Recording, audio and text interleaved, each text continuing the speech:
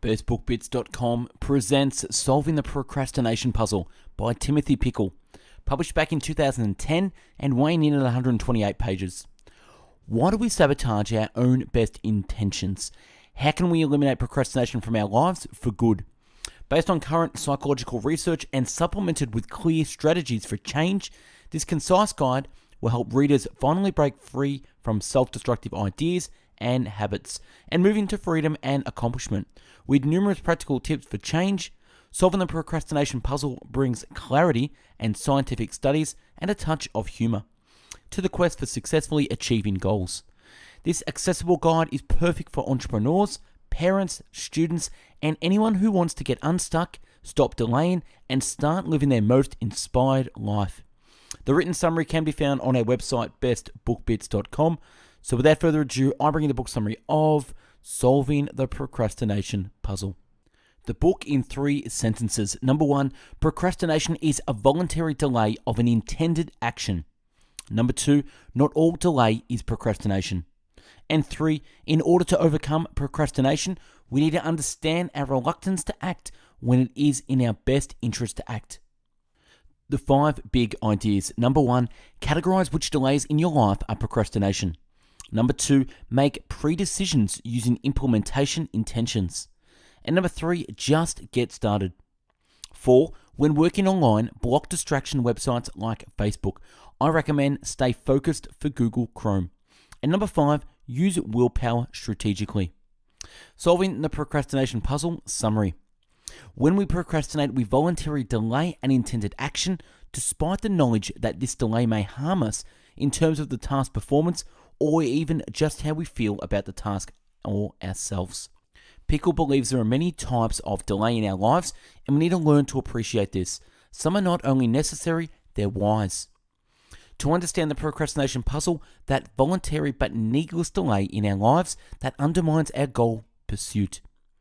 We need to understand our reluctance to act when it is in our best interest to act. Pycyl's initial strategy for change is to begin categorizing in your own mind which delays in your life are procrastination. Exercise. Write down the tasks, projects, activities, or things in your life on which you tend to procrastinate. Next to each, jot down what emotions and thoughts come to mind when you think of each of these moments of procrastination.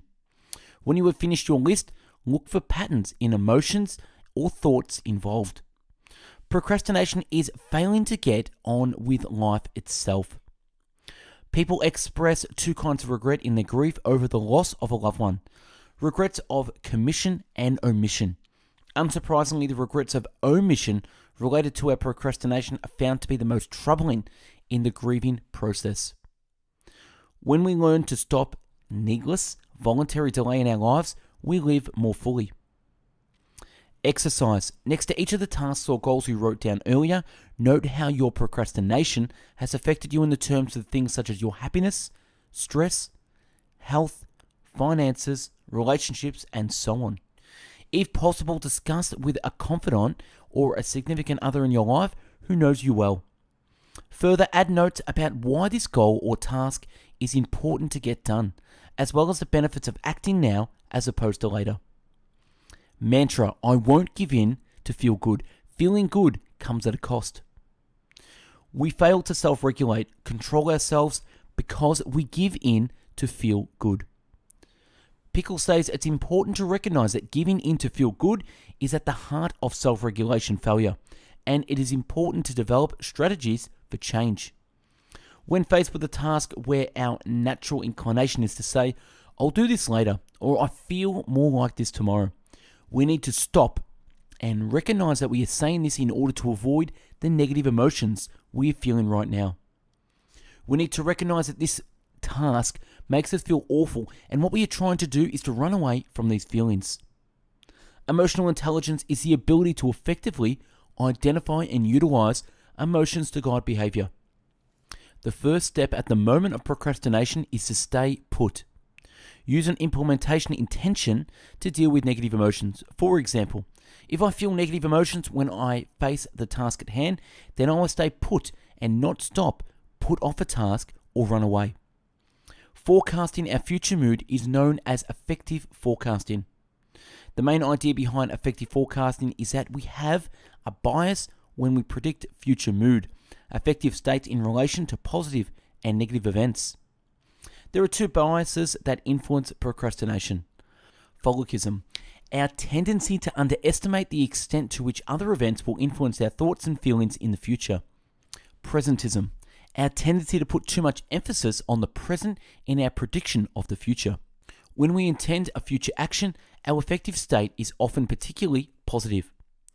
When we are tempted to procrastinate on a current intention or task, thinking that we feel more like it tomorrow, we need to stop and think, no, that's a problem with my forecasting. There is a good chance I won't feel more like it tomorrow, and it's important to add the following. My current motivation state does not need to match my intention in order to act. My current motivational state does not need to match my intention in order to act. Acknowledging that our motivational state is neither necessary nor sufficient to ensure action, we can simply remind ourselves of our personal goals, a form of self-affirmation, and just get started. Let go of the misconception that your motivational state must match the task at hand. When you start to act on your intention as intended, you'll see your attitude and motivation change. We need to consider the bias in our thinking, including our tendency to discount future rewards in relation to short-term rewards, underestimate the time things will take, and overestimate how much we can do. Prefer tomorrow over today. Self-handicap to protect self-esteem. Think irrationally about the task at hand and our ability to accomplish the task. Manufacture our own happiness by changing our thinking to be consistent with our behavior. A common cause of procrastination is our intransitive preference for approaching work. For example, imagine a task is due on Friday. It is now Monday morning. It is preferable to work on this task Tuesday as opposed to Monday. In other words, the preference for Tuesday is greater than the preference for Monday. Tuesday arrives. It's the preferable to work on this on Wednesday as opposed to Tuesday. Wednesday arrives. Again, it is preferable to work on this Thursday instead of Wednesday. So far, so good. These are transitive relations. Then Thursday arrives. Oops, we think it is now preferable that we had begun on Monday. Cognitive dissonance occurs when our actions and beliefs, or even two beliefs, are in conflict. When we intend to take action and then don't, we experience cognitive dissonance. Here are the few typical reactions that researchers have catalogued as responses to cognitive dissonance and ways that we reduce this dissonance. Distraction. We divert our attention away from dissonant cognitions and avoid the negative affective state caused by the dissonance. Forgetting. This can be in two forms, passive and active. Passive is often the case with unimportant thoughts, while we may have to actively suppress important cognitions that are causing dissonance. Trivialization. We change our beliefs to reduce the importance of the dissonance creating thoughts or beliefs. Self-affirmation. We create a focus on our core values and other qualities that reasserts our sense of self and integrity despite the dissonance. Denial of responsibility. This allows us to distance ourselves as a casual agent in the dissonance. Add in consonant cognitions, seeking out new information that supports our position, e.g., this isn't procrastination. I needed more information before I can do anything on this project. Making downward counterfactuals, rationalizing it could have been worse, so we just feel better in the short term. Changing behavior to better align with our beliefs and values. This means that we would act instead of procrastinating, although changing one's behavior requires effort and is often not the most convenient way to reduce dissonance. Recognizing that it is human nature to have these biases, and more important, identifying specifically what we tend to do can be the beginning of change. Once we start a task, it is rarely as bad as we think.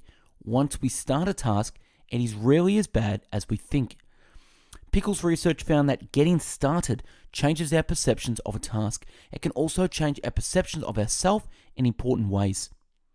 When you find yourself thinking things like, I feel more like doing this tomorrow, I work better under pressure, there's lots of time left, I can do this in a few hours tonight, Let that be a flag or signal or stimulus to indicate that you are about to needlessly delay this task, and let it also be a stimulus to just get started.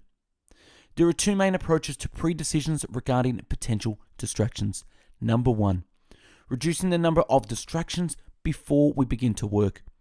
Number two, using implementation intentions to help us decide ahead of time what we would do when distractions, obstacles, or setbacks arise.